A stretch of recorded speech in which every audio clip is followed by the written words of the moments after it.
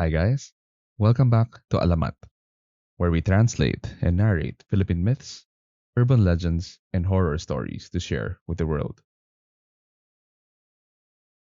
Our tale for this week is another submitted story about the author's experience as a nurse during the COVID-19 outbreak here in the Philippines.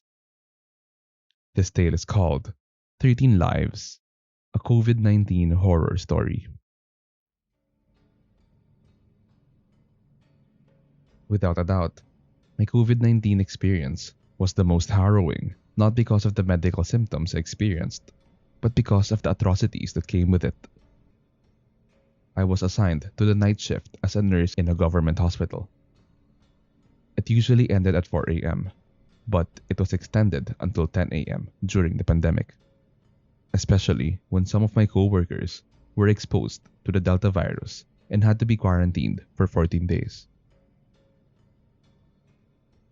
Before the pandemic, being an ER nurse was already stressful enough because there was never a dull time in the emergency room. It was always full of patients with various dramatic situations, such as those who had been hit by a car or were hit and run victims. The scariest one I saw was a teenager with a shattered skull who was cradling his one eye.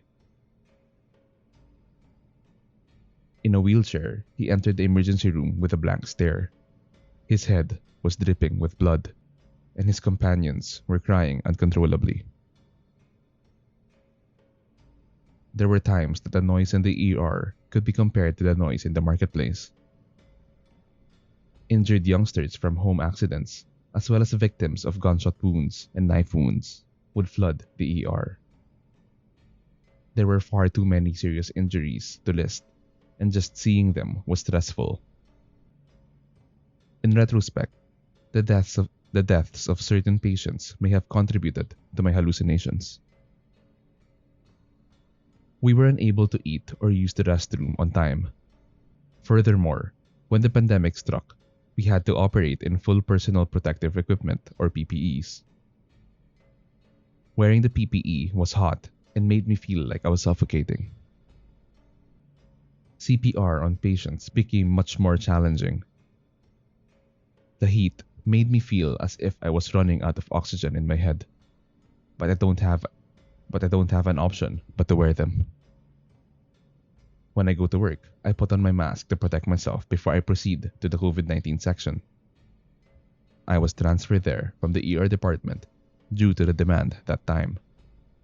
I put on my PPE, which consists of booties, a gown, a mask, goggles or a face shield, a hair cover, and gloves before entering. I was very careful not to be infected, as I have an elderly mother and some young cousins in our compound. After each patient, I changed my gloves. Even my gloved hands are sanitized every time I get a chance. I measure every movement during the day because I don't want to contaminate any exposed portions of my body, particularly my eyes, nose, and mouth. Because the mask loop digs into my ears are generally irritated and painful. I visited patients to check their laboratory results, vital signs, interviewed them for a comprehensive history, and examined them, all while avoiding contamination.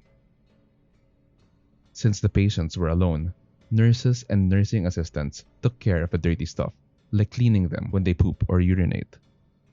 The doctors gave us orders for what has to be done, such as further labs for monitoring or diagnostic purposes, as well as treatment. This continued until I had completed the tents in front of the emergency room, or at least one floor, and then I was able to remove the PPE. Only when it was removed can I use the bathroom and eat fast before moving to another tent or a ward, where I must wear my PPE again and perform the identical tasks for my patients. That went on for over a month. It was exhausting. Our colleagues returned towards the conclusion of the first wave, and it comforted me that now we can accomplish the same things with a more balanced patient load. but the increasing rate of infection did not give us any balanced workload. I continued to stay more than the 12 hours in the hospital. Worse, some overtime hours were not recorded nor paid. One of the heartbreaking incidents was when I saw relatives of patients crying when they were separated from their loved ones, and they couldn't accompany them in their rooms since the virus was highly contagious. It was scary, for I too had the risk of becoming infected. But what scared me the most was when I started hearing phantom noises and I saw an uncanny dark shadow near each dead body. Due to the full hospital capacity and bed utilization, tents were built in front of the emergency room. Each tent is separated by a plastic divider and has 3 to 4 patients hooked to a ventilator because their lungs were failing. Only frontliners were allowed to enter the area, but I noticed that there was someone with a black robe that often approached the patients, especially those that had the worst cases. I asked the security guard in the main entrance if he sees the visitors entering the tents, but the guard says he did not see anyone except the authorized personnel. I dismissed what I saw and told myself it was a result of my stress at the hospital. I did not tell anyone in the hospital about the dark veiled figure I was seeing roaming around the tents, since I don't want to be dismissed as crazy and unfit for the job. My work is my bread and butter, and I was helping my mother and my younger sister in her college education as well. I heard distressing news that we were running out of supplies of PPE and masks, so I had to buy my own. I was so disappointed since the government was announcing that they were doing a great job in responding to the pandemic. These monster politicians had surely taken so much money intended for the hospitals. I was glad to find out later that there were donations from the private sector that came in and filled our needs. I remembered a traumatic event that happened when a husband and wife were both tested positive and needed to be admitted. But the hospital has achieved its full capacity, and only one patient could be admitted in the last tent. They were referred to other hospitals, which they declined since they mentioned that they were refused in other hospitals as well, due to their full capacity. They agreed to share the same bed in the last tent. When a bed became available due to the death of a patient in another tent, they were separated. Their parting was dramatic, as they exchanged glances and waved their hands, only to learn that it was their final interaction. The wife's condition deteriorated, but the husband's condition improved and stabilized. I could see how much the husband missed her. He even attempted to go out of the tent to see her at the ICU, but he went back to his tent trembling and very terrified. He reported seeing a veiled being who looks like a skeleton beside his wife. Since that sounded familiar to me, I talked to the husband, but he did not respond properly to my inquiries. He was so scared. His wife also died later that night. I heard the same strange noise again, but it seems to be closer and clearer now. I can't still figure out the message, but it seemed like a warning. I felt anxious because it seems I'm the only one that could hear it. Worse, the stress and pressures of work got into my head. I always feel dizzy and irritated. I never realized that there was still a great battle ahead of me. Despite the best efforts of the hospital where I worked to keep us safe, I was exposed to the virus.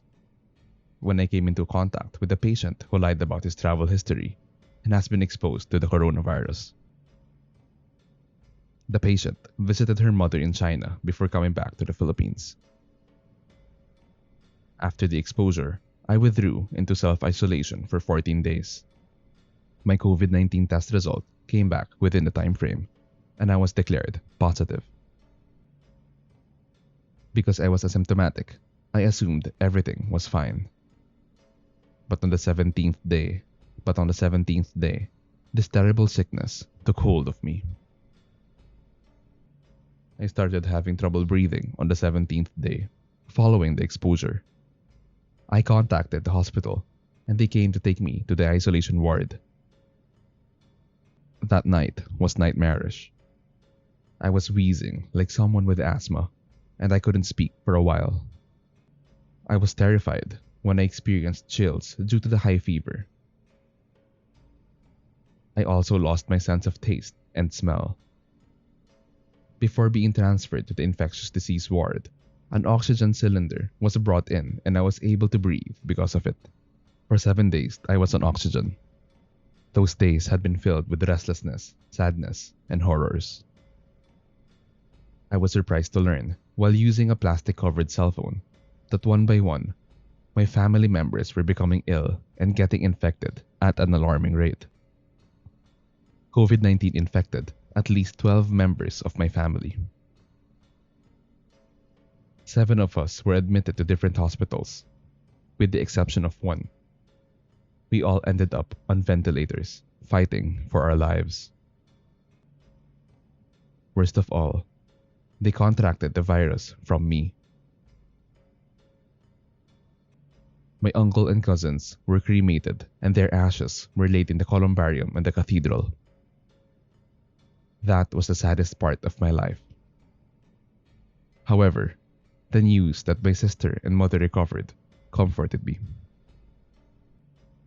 When I heard the vague sounds again, I really thought I was just hallucinating. But it disturbed my sleep, so I tried to trace the source of it. I was not sure if it came from the corridor or the emergency room. It was getting louder and louder, as if it was approaching me. I also noticed that someone in a black robe was wandering around the hospital. He was visible through the glass window, but I couldn't rise up and look at him because I was too weak. I was on my own, on my ward, hooked up to a ventilator. From where I was sleeping in my bed, all I could see were lights and windows. It gives me the creeps when I see the nurse attendant looking like a cloaked entity passing by the window. You could say I was just having a paranoia episode, since the frontliners were in PPEs, but the odd noise had become a deep voice that haunted me. Although I was afraid to look at the window, every time I glanced at its direction, I expected that my mother or sister would be there to check on me. It never happened, as I realized they were sick too. I also expect to see some of my coworkers who are close to me to at least go to the window and peek in, just to see me. But I never saw anyone I was familiar with. I only saw a silhouette of a dark figure which kept passing by the window. I had just closed my eyes, but I was inclined to open them and stare at the window. I noticed that there was someone near it. He wore a black hood over his head. He was peeking at the glass window in my direction. I tried to call for help over the hospital intercom, but I was too weak to grab it. My hand finally reached it due to the burst of adrenaline, but I could not speak. Then I heard the doorknob wiggle, which made me feel better because it meant someone would be in the room with me. A chilly wind entered the room when the door opened. The hairs on my arms began to rise as the chilly temperature reached my flesh. A shrouded figure entered the room and the door closed. The lights flickered, making it difficult to see who entered my ward. I was sure he was not a hospital staff member. He did not even look like a human being, since he was a cloaked skeleton wielding a large scythe. His cloak was touching the floor, and I could tell that he was floating and moving towards my direction. I was so terrified that I closed my eyes and vowed to never open them again. I could hear the black-veiled creature conversing with me. I attempted to cover my ears, but he seemed to be speaking directly into my mind, so covering my ears was useless. As the linings of his robe touched my arms, I sensed the presence of the skeleton in the black cloak so close to me. His voice was cold and deep, but clear. He claimed that my time on Earth was almost to a close, and he came to collect my soul. I tried to ignore the thing at first, but his voice was so strong that I recognized what he was saying could be genuine. Images of my mother and my sister flashed in my mind. Tears started falling down from my eyes. I said to myself that I was not ready to leave them. I decided to talk and ask the creature how I can live longer. I heard the entity laugh and told me that he needs 13 lives to prolong my time. The only thing I could say was, "What?" I literally said, "What?" I could sense his head near my right ear. He whispered and repeated everything. I could see the sharpness of the scythe he was holding, as if he was ready to cut my throat. The light reflected on it, which made me blink my eyes. I later realized that the dark and evil figure was asking me to enter a deal where I would kill 13 people in a year if I wanted to keep on living. It was ironic, since I became a nurse to save lives, and I was asked to end some for my own benefit. I definitely rejected the deal. The entity disappeared and I never saw him again. When I recovered from COVID-19, the hospital staff rejoiced. Because I have comorbidity, I was told I had the worst case situation. I have high blood pressure and diabetes. It was odd that my recovery was also the quickest. And so, I was able to return to work after only 2 months off. But I was grateful because I could come back to work. However, when I returned to the hospital, the death rate had risen. Almost every day, one or more patients passed away. It was awful to see folks grieving for the dead. The mental torment went on, and then the shrouded figure reappeared. His voice became clearer and clearer. He reappeared not to collect my soul, but to gather the souls of the hospital's deceased patients. Shrouded entity also thanked me for the 13 lives that passed away that month, and his voice reverberated in my ears. It reminded me of the deal that kept me alive.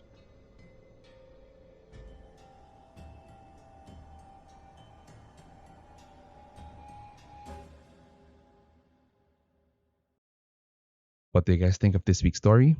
I honestly think it's very sad, and a lot of people died during the pandemic. I hope they may find peace. If you guys are enjoying the content so far, don't forget to like, subscribe, and share this channel to your friends and family. If you have stories you would want me to narrate, send them over at mralamatph@gmail.com. Salamat guys, and see you in the next one.